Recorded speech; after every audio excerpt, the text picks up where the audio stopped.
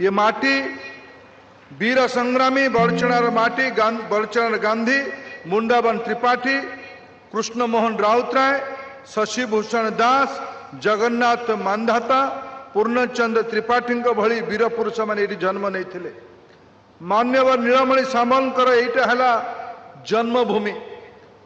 प्रधानमंत्री जी, महात्मा गांधी जी ने इसी स्थान पे आजादी की पहले की उनकी प्रवास में यहां पधारे थे। कृष्ण पूर्व के समय में महात्मा बुद्ध की एक बहुत बड़ा ज्ञान केंद्र इसी स्थान पे था।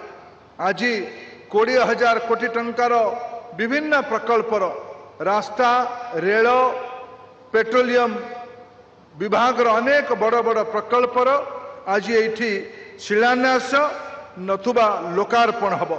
आज गोटे शुभ दिन। आज ओडिशार प्रबाद पुरुष स्वर्गीय विजु पट्टनायक जन्मदिन। आज प्रधानमंत्री नरेंद्र मोदी हाथ में ए प्रकार एक पवित्र काम हवापाई जाऊँ। जो पवित्र काम है चंडी पारादीप रु चंडीखोल पर्यंत ये एक्सप्रेस हाईवे 8 लेन शिलान्यास हम। 3,500 कोटी टंका व्यय 8 लेन रास्ता हम। ये रास्तार गोटे पृष्ठभूमि अच्छी।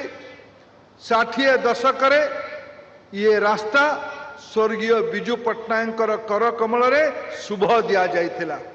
ये रास्ता 4 लेन है जितेबले देशर प्रधानमंत्री श्री अटल बिहारी वाजपेयी थे। आज परम सौभाग्य दिन विजु बाबू का जन्मदिन ये रास्ता 8 टिकिया लेन हम। प्रधानमंत्री स्वयं आसी यार शिलान्यास करने।